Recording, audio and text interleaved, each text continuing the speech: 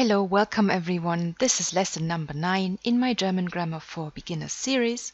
And today we're going to be speaking about a topic that is omnipresent in German daily spoken language, verbs with prefixes. So we are still in present tense, but once we have gone through all the different categories of verbs, they are going to make much more sense in past tense as well, and it's going to be a lot less effort to study their grammatical rules. So before we dive into this, as always, let's have a look at the solutions of the exercise from lesson number 8. You remember in lesson number 8 we studied the 3 different forms of address that exist in German language, 3 different forms of you. You in formal singular, you in formal plural, and you formal singular or plural. Du, ihr, or sie with a capital S. In this exercise here, I asked you to add the correct conjugated verb based on the English translation so that you know what verb conjugation we're actually looking for. Let's have a look. Number 1. Are you Mrs. Schneider? So here we are using the polite, formal way of addressing someone, asking, are you, honored person, Mrs. Schneider? Sind Sie, Frau Schneider? Third person plural conjugation of the verb sein, to be. You are my best friend. Du, so here we see it is second person singular. We conjugate the verb to be for second person singular. Du bist mein bester Freund. Du bist mein bester Freund. Sentence number 3. What is your name, or what are you called? Third person plural, formal polite you. Wie heißen Sie? Wie heißen Sie? Number 4. Your names are Tim and Laura, right? Ihr, so here we see second person plural, the informal way of addressing someone. Ihr heißt Tim und Laura, richtig? Ihr heißt Tim und Laura, richtig? Number 5. Do you like classical music? Which you is it? Formal polite you, third person plural. To like, you remember, an irregular verb. Mögen Sie klassische Musik? Mögen Sie klassische Musik? Number 6. You guys, so plural you, informal, eat too much sugar and salt. Ihr esst, so essen is an irregular verb, but it's not irregular in plural, right? Remember? Ihr esst zu viel Zucker und Salz. Ihr esst zu viel Zucker und Salz. Number 7. You have too much luggage. Sie, again formal polite, third person plural, of the verb to have. Sie haben zu viel Gepäck. Sie haben zu viel Gepäck. And number 8. Here we had this one example where the translation differed significantly from the way you would say it in English. So we will say, you have tomorrow birthday. Du hast morgen Geburtstag. Du hast morgen Geburtstag, because haben is also irregular in the singular forms, right? So, as I mentioned already, try to use these example sentences to acquire passive vocabulary, especially when we talk about nouns. I haven't told you anything about the grammar of German nouns yet. That is going to come once we completed the verbs. Verbs are a really big topic in German grammar. I would say they are among the most complicated aspects of German grammar. So I want to not run through them. I would like to dedicate sufficient time to really teach you about German verbs in a complete way, and then we're going to move on to declensions of nouns and pronouns and adjectives. But what you can already do, and what I advise you to do, is like passively acquire vocabulary about nouns also from the exercise example sentences. For example, Geburtstag, Gepäck, Zucker, Salz, Musik. All of this is very important basic vocabulary for levels A1, A2. As I explained, this is a grammar course. I cannot cover vocabulary fully, but I will use the vocabulary of A1 and A2 in my example sentences so that you can, first of all, passively acquire them, and once we get to it, turn your passive vocabulary into active vocabulary. That is actually the difficult thing to do in my experience. So, We have completed the exercise of lesson number 8. Now let's move on to lesson number 9, verbs with a prefix in present tense. Maybe you're not completely familiar with the terms prefix. I'm going to explain all about this. I would recommend that you maybe watch this lesson more than once, because it is very unlikely that you have a similar concept in your language, and it's a very, very big, very important topic of German grammar. So it is, you will not get around it. There's no shortcut around this. Okay, so some German verbs are a composite, meaning they combine a base verb and a prefix. A base verb can be pretty much any verb in German, so of course they can also stand by themselves. They will have one particular meaning when they stand by themselves. But if you combine them with a prefix, which means pre, in front, fix, attached, so it is attached to the verb in front, they are going to change their meaning either slightly or significantly. Very often, as soon as you add a prefix to a verb, the verb's meaning changes completely. It has become quite unrecognizable, which is also, once again, why I recommend you to not compare them to the English translations. It will not make sense. It's going to frustrate you a lot. Okay, what is it going to look like? When we conjugate verbs with a prefix, those prefixes can either be separated from the base verb, or they will remain attached to the base verb when we conjugate. Therefore, we can differentiate between two different categories of verbs with prefix, either separable verbs or inseparable verbs. So the separable verbs are those whose prefixes get detached from the infinitive, and inseparable verbs keep the prefix in the position where it is. It is not detached from the base verb. And we'll show you a couple of examples in a minute, okay? Let's do theory first. Whether or not a verb is separable or inseparable depends on the prefix. So the good news is that if you know which prefixes are separable and which prefixes are inseparable, you will be able to conjugate these verbs even though you don't know what they mean. Okay, so this is fortunately not something that you have to study on a word-by-word basis. But if you remember this and that and this and that prefix belongs to the separable category, you can do that for any verb, no matter which base verb they are attached to. That's the good news. If we have a separable verb, then the prefix, once it is separated from the base verb, is placed at the end of the sentence. So, all sounds very theoretical, doesn't it? Let's have a look at a couple of examples. I have gathered here for you in this table 3 different columns. In the left column you will see the separable verbs with separable prefixes marked in green. The middle column shows you inseparable verbs, meaning prefixes that do not get detached from the base verb when we conjugate. And dual prefixes, unfortunately, are the type of category where you do have to study on the verb-by-verb basis, because those prefixes here sometimes get detached and sometimes remain where they are. This depends on the meaning of the verb. Of course, I do recommend you at some point to study all of the words that I wrote down here, because they are also very important basic vocabulary. The main message for this lesson, however, is please focus on the colors here. Focus on what I marked in green and try to form a memory of, this is a prefix that is separable. Red, this is a prefix that is not separable. The other one was something that I need to study individually. So don't try to squeeze all of the vocabulary into your head. Now, if you can, congratulations, that's of course amazing. But for this lesson, focus on the prefixes and not on the meaning of the verbs themselves. This is something I would recommend you to study in between lessons, okay? So let's have a look at separable verbs and separable prefixes first, okay? When you see a verb that starts with the prefixes auf, ab, an, ein, aus, fern, hin, her, fest, mit, nach, vor, los, weg, zurück, zu, zusammen und weiter. Okay, I know this list is very long.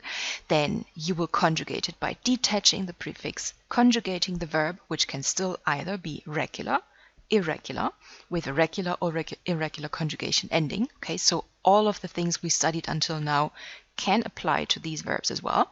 You just detach the prefix and put it at the end of the sentence. But it doesn't mean that verbs with prefixes are automatically regular. They are not. They can be anything that other verbs can also be. Very egalitarian of German grammar, isn't it? Okay, so just to read through the example verbs so you can listen to my pronunciation, because I told you I will not cover pronunciation separately, but I will often read vocabulary to you so that you can memorize how spelling correlates to pronunciation.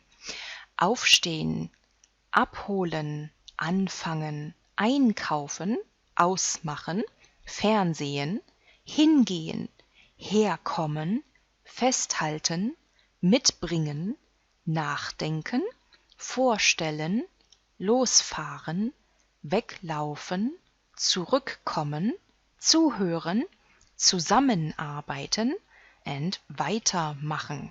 So they can even be rather long, these prefixes. Zurück, zusammen, weiter are two-syllable prefixes, whereas most of the time auf, ab, an, ein is rather short. Okay? Maybe it is even easier for you to just study the inseparable prefixes from inseparable verbs, and once you recognize those, you know you don't have to detach them and anything else automatically gets detached. That is maybe the easier way to remember them. Be, ge, zer, ver, miss, emp, und end. Those are prefixes that you will never detach from the verb, okay? They still count as a prefix, but they never get detached. Besuchen, gefallen, erklären, zerstören, verstehen, misstrauen, empfehlen, entscheiden. Did you notice a very important difference in the way we pronounce separable verbs and inseparable verbs? Probably you didn't, right? I didn't notice that until someone made me aware of it. When a prefix is separable, the emphasis is on the prefix. Aufstehen, abholen, anfangen. If a prefix is, however, inseparable, we will emphasize the verb, so the syllable after the prefix. Besuchen, gefallen, erklären. So maybe you will come across a new verb with a prefix and you're not entirely sure if you should separate it when you conjugate or not. Listen to how people pronounce it. If it is emphasized, it gets detached. If it is not emphasized, it's an inseparable prefix. So we do not say besuchen, but besuchen. But we don't say aufstehen, we say aufstehen. Okay, that is a very, very important distinction. And now just a very quick glance at the dual prefixes. Unter, über, durch, wieder with an I, and wieder with IE. Those prefixes sometimes get detached and sometimes stay where they are. This depends on the meaning of the verb, and sometimes you will even find both. So you will find one and the same verb with a dual prefix that is emphasized differently with two different translations. But this is not something you should really worry about at levels A1 and A2. I'm going to haunt you with this much later. So just for you to know such a thing exists, but don't invest too much energy into dual prefixes for the time being. Even if you do it wrong in the beginning, it's not going to be a catastrophe. But please try to remember the first two columns, separable and inseparable prefixes. So what I would actually recommend you to do is maybe print this table when you got the lesson material from me and keep it next to your computer or to your desktop whenever you watch a lesson and you come across a verb that looks like it has a prefix. Go check in the table, because if you expose yourself to this table often enough, you will automatically remember which prefix belongs to which category. It is impossible to learn by heart in a matter of 20 minutes. Repeated exposure is what counts here. So repeatedly expose yourselves. That's the point, okay? So let me show you some example sentences so you will get a feeling of what this looks like in a full, complete sentence, okay? First, I have collected 3 example sentences from the first column, from the prefixes that do get separated. First of all, with the verb aufstehen. Okay, we conjugate. I get up every morning at 7 o'clock. So aufstehen means to get up. here we separate auf. You will find it at the end of the sentence, as you can see. Where's my, here, okay. So we separate auf, the green part. We put it at the end of the sentence. We normally conjugate the base verb stehen, which does have a meaning in itself, but it's different from the meaning of aufstehen. So the complete sentence is, Ich stehe jeden Morgen um 7 Uhr auf. Ich stehe jeden Morgen um 7 Uhr auf. Stehe auf, with everything else in the sentence being squeezed in between stehen and auf, in between the conjugated verb and the separated prefix. Ausmachen. Ausmachen, meaning to switch off. We want to say that he switches off the coffee machine. So we will separate aus from the base verb machen, which you already studied. It just means to do or to make, but it doesn't say what you do or what you make. Here you make it out. You switch it off. Er macht die Kaffeemaschine aus. Er macht die Kaffeemaschine aus. We conjugate machen for er. We put the object, the coffee machine, in between and add the prefix at the end of the sentence. Er macht aus. The last one, zusammenarbeiten. Zusammenarbeiten. We want to say that the team works together in the sense of cooperates very well. Okay, they work very well together.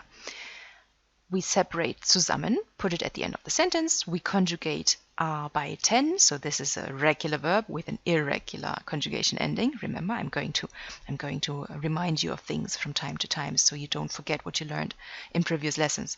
All right? And then we put the adverbs sehr, gut in between the conjugated verb and the separated prefix. Das Team arbeitet sehr gut zusammen. Quite easy, isn't it? So we still need to know how to conjugate the base verb correctly. Can be regular, can be irregular, with a regular conjugation ending or an irregular conjugation ending. No matter what it is, we separate a prefix, put it at the end of the sentence. The next 3 sentences, however, were made with verbs that do also have a prefix, but those prefixes don't get separated when we conjugate, which is why everything stays as it is. We just need to take care if the verb is regular or irregular. I will visit my grandmother tomorrow means ich besuche morgen meine Großmutter. Ich besuche morgen meine Großmutter. The be in front of besuchen stays where it is. We just conjugate for ich besuche. Verstehen, to understand. Okay, very, very important verb to study early on. Verstehen. I don't understand his dialect means ich verstehe seinen Dialekt nicht. Ich verstehe seinen Dialekt nicht. The ver stays where it is, but it does count as a prefix. Erklären. Erklären, meaning to explain. She explains German grammar to us. Sie erklärt uns die deutsche Grammatik. Sie erklärt uns die deutsche Grammatik. Here already as a small preview, erklären is a verb that normally requires 2 objects. So someone whom or something that you explain and someone whom you explain it to. 2 different entities, right? So the sentence structure will also be a bit different here. In English you say she explains the grammar to us. In German you say she explains us the grammar. Sentence structure is different, and also the use of prepositions or the absence of prepositions is going to be a big difference to the English language, right? So we have now contrasted separable and inseparable verbs when they are conjugated in a sentence. I want to show you how a dual prefix can sometimes be separated and sometimes not. Wiederholen. Wiederholen, for example, meaning to repeat. In this case, it does not get separated. Wiederholt den Satz noch einmal. Wiederholt den Satz noch einmal. So we just leave wieder in front as a prefix to the conjugated verb. However, when it is combined with another verb, for example, as in wiederbringen, wiederbringen, then we do separate wieder. There is no rule that you can apply to wieder. This one you will need to study on a word-by-word basis when you need to detach and when you don't need to detach. The difference is Wiederholen, emphasis is on the verb. Wieder does not get separated. Wiederbringen, the emphasis is on the prefix. It does get separated. So that is how you can tell, okay? You need to get someone to read it to you, and then you can tell if you have to separate it or not. Please bring me my money back. Bitte bring mir mein Geld wieder. Here we have an imperative, okay? Bitte bring mir mein Geld wieder. Bitte, as a polite word, does not count as a separate position, because you know that for commands we need to put the verb in the first place, right? But bitte occupies position number 0 in German logic, just in case you were wondering why we have the verb as the second word in a sentence, but it's still the first function, still in the first functional position of the sentence. Bitte bring mir mein Geld wieder. And here we now have wieder at the end of the sentence because it did get separated from the verb. All right, I hope I managed to make it a bit clearer using these example sentences here. There are many verbs in German that count or that contain a prefix that's very often separated, sometimes not, and in very rare cases can be both. In the upcoming revision lesson, I will try to provide you with some sort of vocabulary list. I know I wasn't going to do that, but I thought, I can't just leave you with the grammar and then leave you alone when it comes to vocabulary work. So I will try to collect the list of verbs that I find very useful for early beginner levels A1 and A2. That list cannot possibly be complete in a sense that there is no agreement on which verb is more important than another verb. It is going to be my personal favorite list so that you will know what to study early on. I think another 1 or 2 lessons and then we're going to have another revision lesson with some more exercises, okay? Until then, I want to give you a small exercise already, as I do at the end of every single lesson that I give you guys. So here, I want you first of all to decide if the verb that I provide is either separable or inseparable. So you will have to check with the table what kind of prefix it is, okay? The green one, the red one, and I didn't give you any of the purple ones here. So it's just a choice between green or red. You have a 50-50 chance of getting it right. And then conjugate for the given person. And I have done one example here for you, so you can follow the example that I provide, okay? Let's start with anrufen. You maybe remember this means to call someone. Ich rufe dich an. Okay? We conjugate for first person singular for ich. Okay? So you will need to know first, second, third person singular or plural. What personal pronoun does it refer to? Ich, du, er, sie, es, wir, ihr, sie. Then we will see that anrufen, the prefix an, was contained in the separable column of my table.